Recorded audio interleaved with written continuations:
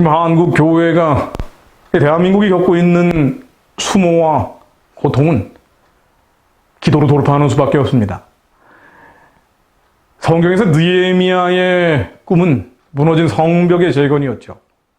그리고 그건 이를 위해 생명을 건 기도를 했습니다. 느헤미야 1장 3, 5절로 그들이 내게 이르되 사로잡힘을 면하고 남아있는 자들이 그 지방에서 큰 환난에 당하고 능욕을 받으며 예루살렘 성은 허물어지고 성문들은 불탔다 하는지라. 내가 이 말을 듣고 앉아서 울고 수일 동안 슬퍼하여 하늘의 하나님 앞에 금식하여 기도하여 이르되 하늘의 하나님 여호와의 크고 두려운 신 하나님이시여 주를 사랑하고 주의 계명을 지키는 자에게 언약을 지키시며 긍휼을 베푸시는 주여 간구하나이다. 느헤미야는 예루살렘 성벽이 불타고 무너지고 모든 외적들에 의해서 짓밟히고 있다는 소식을 듣고 눈물을 흘리며 통곡하고 금식하며 기도했습니다. 그는 고국으로 돌아가서 반드시 그 성벽을 건축하겠다는 각오를 다졌죠. 그러나 지금 당장 왕에게 고하기 어려웠습니다. 느헤미야 1장 1절로 기슬러월, 즉 양력 12월경이라고 기록이 되어 있고요. 왕에게 고했던 것이 2장 1절에 니산월, 양력 4월경으로 나옵니다. 즉 4달간이나 기도하고 또 기도하고 다시 기도했습니다. 성전 재건은 생명을 건 느헤미야 기도의 열매였죠. 그러나 하나님의 일은 뚫린 대로 큰 길이 아닙니다. 구불구불 골짜기 깊은 바다 도둑대가 들끓습니다. 이사야 40장 3절로 외치는 자의 소리여 가로되 너희는 광야에서 여호와의 길을 예비하라. 사막에서 우리 하나님의 대로를 평탄케 하라. 골짜기마다 도두어지며 산마다 작은 산마다 낮아지며 고르지 않는 곳이 평탄케 되며 험한 곳이 평지가 될 것이요 여호와의 영광이 나타나고 모든 육체가 그것을 함께 보리라. 예수님이 오실 길을 예비했던 이들이나 지금 다시 오실 예수님의 오실 길을 예비하는 우리들이나 앞에는 사막과 광야, 골짜기야, 큰 산, 작은 산, 고르지 않는 곳, 험한 곳 투성입니다. 느헤미야도 4개월간 통곡하며 금식하고 피눈물로 기도했죠. 바로 이 골짜기와 높은 산, 작은 산들이 있었기 때문입니다. 그는 하나님의 약점을 붙잡고 늘어졌습니다. 느헤미야 1장 8절로 옛적에 주께서 주의 종 모세에게 명하여 가라사대 만일 너희가 범죄하면 내가 너희를 열국 중에 흩을 것이요 만일 내게로 돌아와서 내 계명을 지켜 행하면 너희 쫓긴 자가 하늘 끝에 있을지라도 내가 거기에서부터 모아 내 이름을 두려고 택한 곳에 돌아오게 하리라 하신 말씀을 이제 청컨대 기억하옵소서.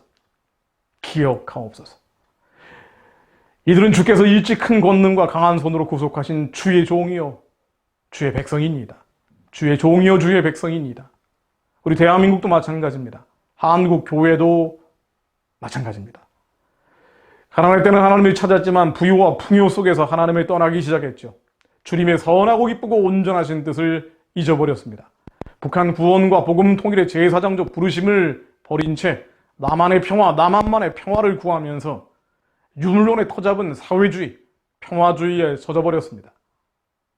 그러나 하나님의 약점을 붙잡고 호소했던 느헤미야처럼 우리도 하나님의 약점을 붙잡고 그 긍휼과 사랑과 인자하심을 붙잡고 호소하는 수밖에 없습니다. 일찍이 큰 권능과 강한 손으로 일본 제국주의에서 구속하신 백성이 여기 있습니다. 주님의 은혜로 한강의 기적을 이뤄낸 축복의 백성을 하나님 기억하여 주옵소서. 우리가 범죄하였으나 아직 남아 회개하는 자들이 있사오니 다시 한번 긍휼을 베풀어 주옵소서. 급할수록 기도하는 것 외에는 없습니다. 늦어 보이지만 가장 빠른 길이 기도하는 것입니다. 일정한 기간 연단은 피하기 어려울지 모르지만 하나님은 주의 종들과 성도들이 이 과정에 믿음을 저버리지 않기를 바라고 계십니다. 인내와 오래 참음으로 결국은 하나님이 처음에 약속하셨던 그 열매를 따기 바라십니다.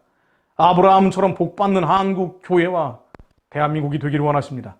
히브리서 6장 13절로 하나님이 아브라함에게 약속하실 때 가르쳐 맹세할 자가 자기보다 더 큰 이가 없으므로 자기를 가르쳐 맹세하여 이르시되 내가 반드시 너에게 복주고 복주며 너를 번성하게 하고 번성하게 하리라 하셨더니 그가 이같이 오래 참아 약속을 받았느니라. 이같이 오래 참아 약속을 받았느니라. 오래 참는 믿음, 지금 한국 교회와 대한민국에 남아있는 성도들에게 필요한 말씀이죠. 동서독 통일을 이뤄냈던 89년 베를린 장벽이 무너진 것을 기억하십니까? 이 베를린 장벽 붕괴 뒤에는 동독 크리스천의 생명을 건 기도가 있었습니다. 오래 참고 인내하는 믿음이 있었습니다. 이들은 동독 공산당의 감시를 피해서 숲속에서 3시간이고 4시간이고 기도했죠. 베를린 장벽이 세워지고 30년 동안 기도했습니다. 그리고 이것이 89년 동독 라이프치 니콜라이 교회의 월요 예배로 이어졌습니다. 그리고는 7만여 명이 모인 기도회가 베를린 장벽의 붕괴로 이어졌죠. 기도 없는 정치 변혁은 실패할 수밖에 없습니다. 그러나 올바른 방향의 정치적 변혁을 위해서는 기도가 쌓여야 한다는 것입니다. 오래 참고 인내하는 믿음 가운데 눈물로 호소하는 하나님의 약점을 붙잡고 늘어지는 기도를 통해 하나님께서는 정치적 변혁도 만들어내십니다.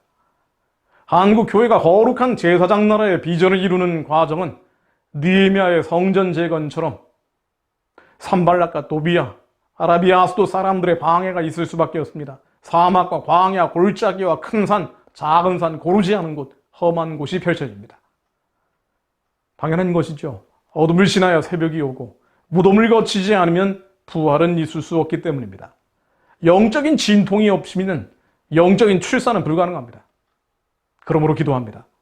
하나님, 한국교회가 영적 낙태를 겪지 않도록 오래 참는 인내의 믿음으로 약속을 받는 자들이 되게 하옵소서. 선교하는 제사장 나라의 비전을 이루는 한국교회가 되게 하옵소서. 믿음을 반대는 두려움입니다. 두려움과 절망감과 좌절감과 무력감이 한국 교회 안에 예수 그리스도 이름으로 떠나가게 하시고 절대 감사하며 절대 기뻐하며 오직 예수 그리스도 안에서 승리를 이루는 자가 되게 하옵소서. 먼저 말씀으로 기도하는 이들이 일어나게 하사 이 거룩한 불길이 세상을 바꾸게 하옵소서. 물이 바다를 덮음같이 여호와를 아는 지식이 세상에 충만할 것이라는 이사야 11장 9절 말씀처럼 주님 말씀이 여호와를 아는 지식이 남북한을 넘어 동북아를 넘어 땅끝까지 충만케 하옵소서. 이 약속을 믿으며 오래 참고 인내하며 눈물로 기도하고 느헤미야처럼 통곡하는 이들이 한국 땅에 일어나게 하옵소서.